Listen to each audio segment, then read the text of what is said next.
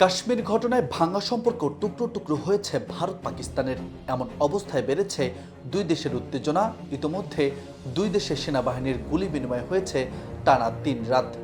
এমন পরিস্থিতিতে পাকিস্তান ও ভারতের মধ্যে বাড়তে থাকা উত্তেজনা নিয়ে গভীর উদ্বেগ প্রকাশ করেছেন ইরানের পররাষ্ট্রমন্ত্রী সাইদ আব্বাস আঘাঘচি।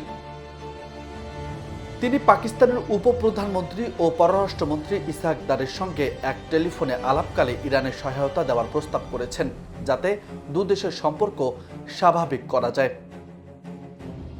এদিকে দেশ দুটির মধ্যে দ্বন্দ্ব নিরসনে এগিয়ে এসেছে দুই দেশের মিত্র সৌদি। পাকিস্তানের পররাষ্ট্র মন্ত্রণালয়ের এক বিবৃতিতে বলা হয়েছে, শুক্রবার সৌদি পররাষ্ট্রমন্ত্রী প্রিন্স ফয়সাল বিন ফারহান পাকিস্তানের পররাষ্ট্রমন্ত্রী ইসহাক দারের সঙ্গে ফোনালাপ করেছেন। এদিকে ইরানের পররাষ্ট্র মন্ত্রণালয়ের একটি বিবৃতি অনুযায়ী দুই নেতা উত্তেজনা কমানোর জন্য প্রয়োজনীয় পদক্ষেপ নেওয়ার বিষয়ে একমত হন এবং আঞ্চলিক স্থিতিশীলতা প্রতিষ্ঠার জন্য কাজ করার গুরুত্ব আরোপ করেন। ইরানের পররাষ্ট্রমন্ত্রী ধৈর্য ও সংযমের গুরুত্ব উল্লেখ করে জানিয়েছেন, ইরানের উভয় দেশের সঙ্গে দৃঢ় সম্পর্ক রয়েছে, যা আঞ্চলিক শান্তি প্রতিষ্ঠার জন্য প্রতিশ্রুতিবদ্ধ।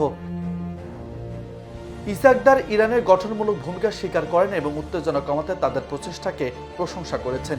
ইরানের পররাষ্ট্র মন্ত্রণালয় তাদের সহযোগিতার আগ্রহ পুনর্ব্যক্ত করে এবং আশাও প্রকাশ করেছেন পাকিস্তান ও ভারত একে অপরের সাথে আলোচনা এবং পারস্পরিক বোঝাপড়ার মাধ্যমে শান্তিপূর্ণ সমাধানে পৌঁছবে বলেও মন্তব্য করেছেন। সম্প্রতি পহেলগামে ২৬ জন পর্যটক হত্যাকাণ্ডের পর ভারত পাকিস্তানের মধ্যে কূটনৈতিক সম্পর্ক একেবারে তলানিতে এসে ঠেকেছে। দুই দেশেই একে অপরের বিরুদ্ধে পাল্টাপাল্টি অভিযোগ করছে, পদক্ষেপও গ্রহণ করছে।